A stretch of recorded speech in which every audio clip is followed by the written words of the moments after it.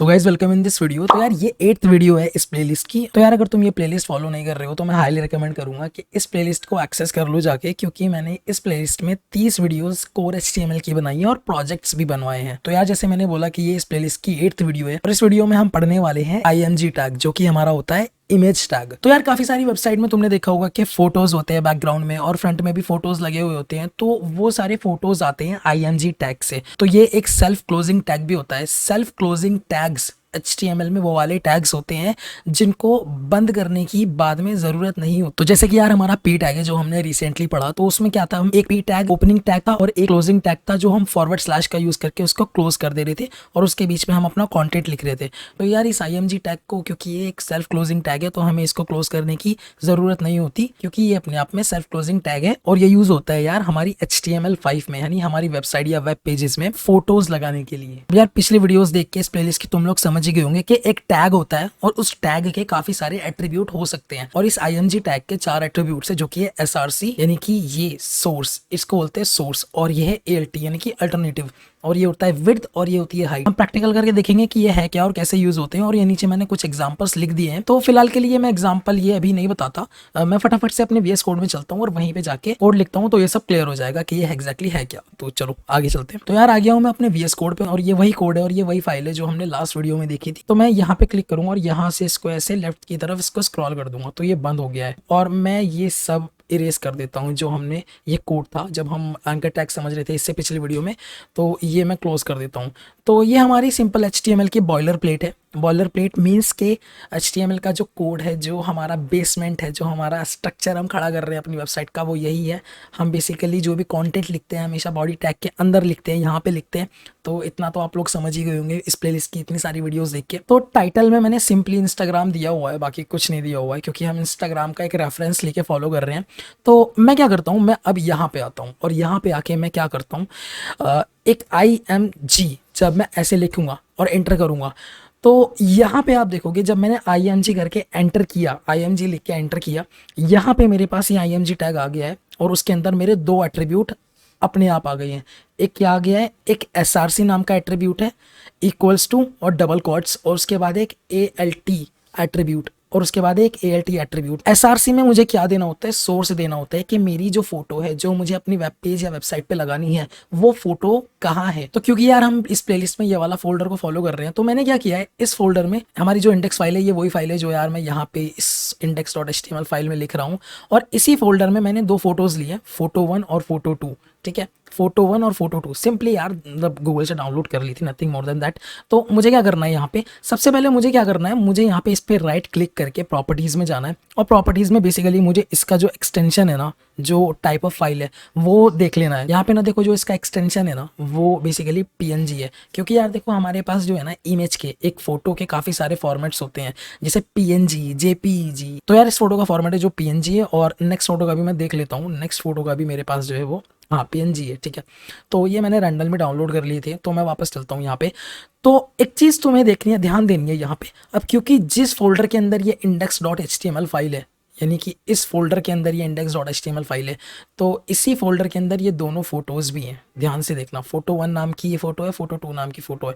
तो मैं क्या करूंगा यहाँ पे, मैं यहाँ पे सिंपली लिख दूंगा फोटो और 1। जब मैं ऐसे करूंगा तो उसका नाम और उसका एक्सटेंशन मुझे देना होता है, और ऑल्ट में लिख दूंगा मैं यहाँ पे कुछ भी लिख देता हूँ, जैसे लेट्स से मेरा नाम लिख देता हूँ, मैं शारिक लिख देता हूँ अभी फिलहाल के लिए, अंडरस्टैंडिंग के लिए मैं इतना कर रहा हूँ।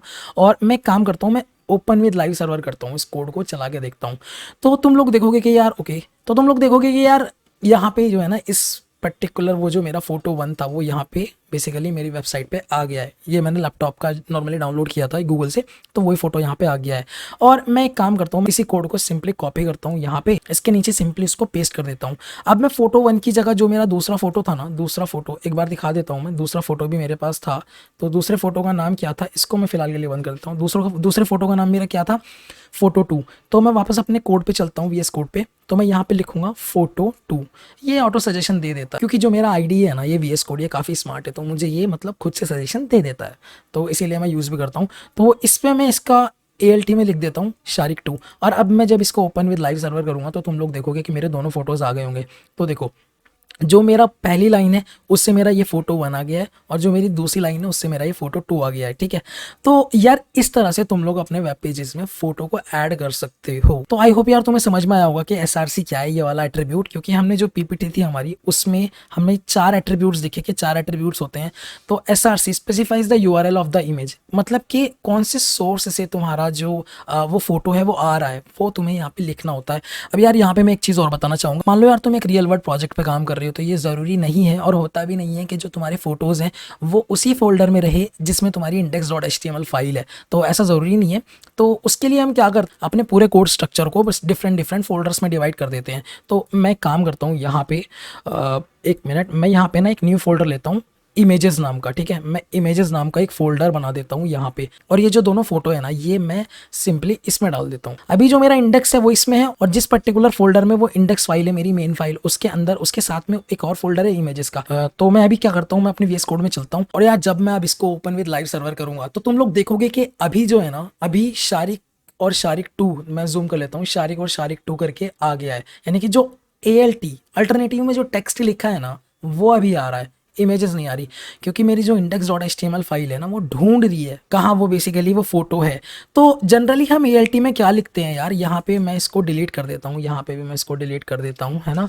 सो जी अब जनरली हम क्या लिखते हैं, हम यहाँ पे वो वाला टेक्स्ट लिख, मान लो जो फोटो है वो लोड नहीं हुई, किसी कोई भी वजह हो सकती है, जैसे वो प्रोडक्शन सर्वर से डिलीट ही हो गई हो, या फिर मान लो वो नेटवर्क की वजह से लोड नहीं हो पाई, है ना। तो यहाँ पे हम वो टेक्स्ट लिखते हैं कि मान लो अगर फोटो वेबसाइट पे ना दिखे तो वो टेक्स्ट दिखे, है ना, ऐसा कुछ। तो यहाँ पे लेट्स से मैं टॉप फोटो शो करा रहा, तो मैं यहाँ पे लिख सकता हूँ laptop photo is unable to load, ऐसे करके मैं लिख सकता हूँ यहाँ पे, ठीक है। और लैपटॉप 1 फोटो कर देता हूँ मैं, है ना, लैपटॉप 1 फोटो। तो अब जब मैं इसको लाइव सर्वर करूंगा वापस से, मैं कंट्रोल एस नहीं कर रहा, तो यार अभी तुम लोग देखोगे कि ये यहाँ पे मेरा इंस्टेंट ऑफ दैट क्योंकि हमारी फोटोज़ को मिल नहीं रही है, तो हमारी जो टेक्स्ट है ना ALT वाला जो टेक्स्ट है वो शो होने लग गया है। तो यार ये एट्रीब्यूट ऐसे काम करता है, ALT और फोटो। अभी आप लोग बोलोगे कि हाँ ये तो समझ में आ गया है, पर जो फोटोज़ हैं एक्चुअली वो एक फोल्डर में डाल दी थी जिसका नाम था इमेजेस, तो उसके लिए कोड में कैसे लिखूंगा। तो यहाँ पे मुझे सिंपली क्या करना है, यहाँ पे मुझे क्या करना है, यहाँ पे मुझे लिखना है इमेजेस और // के अंदर photo1.png, photo1.png इस तरह से आ गया। और मैं सेम करूँगा यहाँ पे इमेजेस और फोटोज टू PNG। तो इस कोड का मतलब ये है कि इमेजेस फोल्डर के अंदर // का मतलब होता है उसके अंदर photo.png है, वो उस फोटो का सोर्स है। सेम इमेजेस के अंदर, इमेजेस फोल्डर के अंदर फोटोज 2 है जिसका एक्सटेंशन है png.png, और ये इसका सोर्स है। तो ये दिखा दो। अब जब मैं इसको ओपन विद लाइव सर्वर करूँगा तो तुम लोग देखोगे कि वापस से मेरे वो जो लैपटॉप और उसके दोनों लैपटॉप के फ़ोटोज़ जो है ना वो बेसिकली मेरे आ जाएंगे। तो मैं इसको एक बार ऐसे करके दिखाता हूँ, ठीक है। तो ये देखो, ये ऊपर वाला लैपटॉप आ गया, और ये फोटो 1 जो थी मेरी और ये फोटो 2 थी। तो ये इस तरह से काम करता है। तो आई होप यार तुम्हें समझ में आया होगा कि SRC जो एट्रीब्यूट है वो क्या है और ALT एट्रीब्यूट वो क्या है। तो चलो आगे बढ़ते हैं, और हमारे 2 एट्रीब्यूट और हैं इस इमेज टैग में जिनको मैंने दिखाया है यहाँ पे इस PPT में, उनका नाम है विड्थ और हाइट। तो अभी तुम लोग देखोगे कि मेरे जो वो फोटोज़ है ना, मैं एक बार ओपन विद लाइव सर्वर फिर से कर लेता हूँ, तो ये ना कुछ मतलब इनका जो साइज़ है ना वो कुछ अच्छा नहीं है। इसका मान लो छोटा सा आ रहा है, इसका कुछ बड़ा सा आ रहा है ना, ये कुछ मतलब मुझे इनका साइज़ कंट्रोल करना है कि इतनी विड्थ होनी चाहिए, इतनी हाइट होनी चाहिए। तो वो कैसे करेंगे, तो इस चीज़ का एग्जांपल मैंने यहाँ पे दिया हुआ है, ये देखो मेरी PPT में, कि तो इसकी विड्थ 100 पिक्सल और हाइट 100 पिक्सल। तो मैं यहाँ पे आता हूँ और इसके बाद मैं लिखता हूँ WIDTH विड्थ, और विड्थ लेट से मैंने दे दिया 300, और उसके बाद HEI हाइट जब दूंगा तो हाइट मैंने दे दी 200। और सेम चीज़ मैं इसके साथ करूँगा, इसको भी मैं विड्थ 200 दे दूंगा, मेरा मतलब 300 दे दूंगा, और इसकी जो हाइट है वो मैं 200 दे दूंगा। और अब मैं वापस से ओपन विद लाइव सर्वर करता हूँ इसको। मेरे को आदत है यार बार बार लाइव सर्वर खोलने की, मतलब ऐसा ज़रूरी नहीं है। तो यार अभी तुम देखोगे कि ये जो इमेजेस है ना इनका साइज़ हमने कंट्रोल कर लिया है। तो यार ये बेसिकली हम CSS में स्पेसिफिकली देख रहे होंगे, ये विड्थ और हाइट।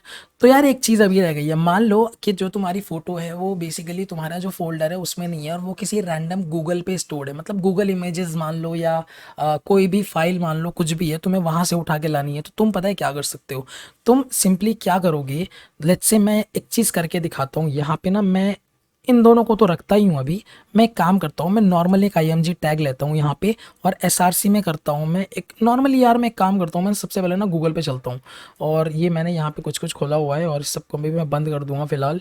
मैं एक काम करता हूँ, मैं गूगल पे चलता हूँ, और गूगल पे जाके ना मैं नॉर्मली कोई भी फ़ोटो वगैरह कुछ सर्च करता हूँ, ठीक है। लेट्स से मैं करता हूँ मार्क जकरबर्ग।